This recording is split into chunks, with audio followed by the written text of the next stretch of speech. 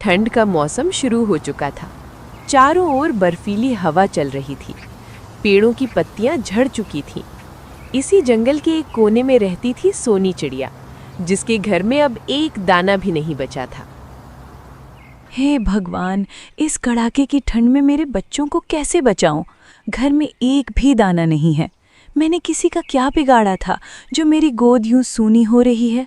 अगर आज मदद नहीं मिली तो मेरी पीहू इस ठंड को सह नहीं पाएगी। सोनी चिड़िया अपनी नन्ही बेटी पीहू को लेकर मदद की आस में जंगल में निकल पड़ी। सबसे पहले वो पहुंची गोलू कौवा, उसकी पत्नी सुंदरी कौवी के घर। सुंदरी बहन, अरे ओ सुंदरी बहन। अरे, कौन है जो इतनी ठंड में परेशान कर रहा है? गोलू भैया, क्या आप मुझे थोड़ी सी अनाज का दान दे सकती हो? मेरी पीहू बेटी बहुत भूखी है। सुबह से उसके होठों पर एक दाना भी नहीं पड़ा। देखो सोनी चिड़िया, इस कड़कड़ाती ठंड में तो अपने ही घर में दुबक कर रहने का मन करता है। मेरे हालात भी आजकल कुछ ठीक नहीं है। हर कोई अपनी जान और अपने बच्चों को बचाने में लगा है।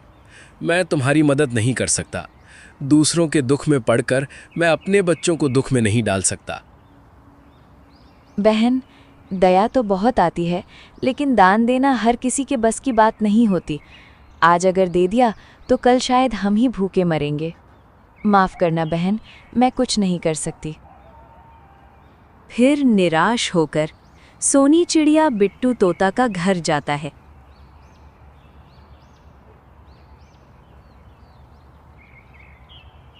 बिट्टू भैया, मेरा पीहू पिछले 2 दिन से भूखा है।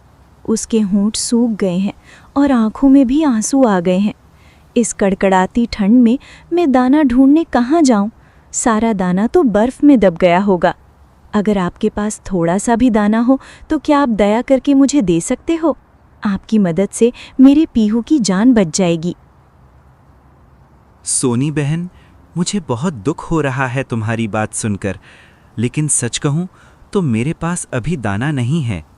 इस बर्फीली ठंड में जो थोड़ा बहुत था वो भी ख़त्म हो चुका है।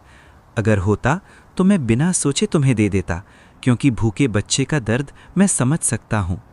माफ़ करना सोनी बहन, मेरे पास दाना नहीं है। अब बस उम्मीद की आखिरी किरण लेकर टूटी हुई सांसें और कांपते पंखों के साथ सोनी चिड़िया पहुंचती है डग्गू चिल के दरवाजे पर। उसे पता था डग्गू चिल निर्दयी है, लेकिन माँ की मजबूरी डर से बड़ी होती है।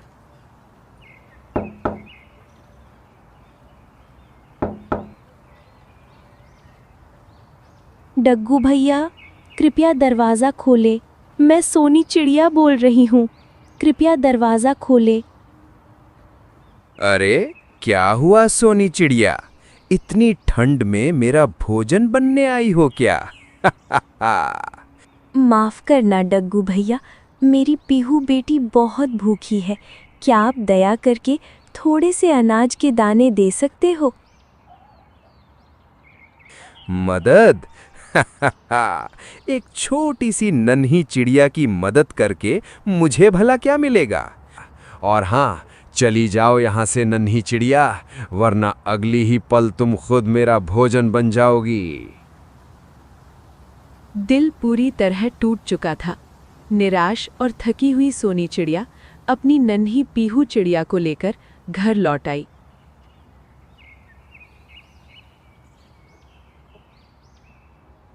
माँ, अगर मुझे कुछ हो जाए तो रोना मत।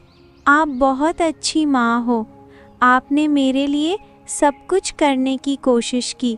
शायद भगवान मुझे अपने पास बुला रहे हैं। ऐसे मत बोलो पीहू बेटा, तुम्हारे सिवा मेरा है ही कौन इस दुनिया में। तुम यहीं रुको, मैं अभी तुम्हारे लिए अनाज के दाने लेकर आती हूँ। और इतना कहकर सोनी चिड़िया एक बार फिर दाना लाने की आखिरी उम्मीद लेकर घर से बाहर निकल गई। लेकिन जब वो लौटकर आई तो घर में एक अजीब सा सन्नाटा था। न कोई आवाज, न कोई हलचल, बस ठंडी हवा और एक डरावनी खामोशी। पीहू बेटा, मेरी बच्ची, उठो ना, माँ आई है। और तभी सोनी चिड़िया ने देखा पीहू इस दुनिया को हमेशा के लिए अलविदा कह चुकी थी। हे भगवान, मैंने किसी का क्या बिगाड़ा था? मेरी गोद ही क्यों छीन ली तुमने? उस दिन जंगल ने एक कड़वा सच सिखा दिया, जो दूसरों के दुख में काम नहीं आता वो इंसान कहलाने लायक नहीं होता। ठंड तो बस शरीर को जमा देती है, लेकिन दिलों की बेरुखी सीधे जान ले लेती है।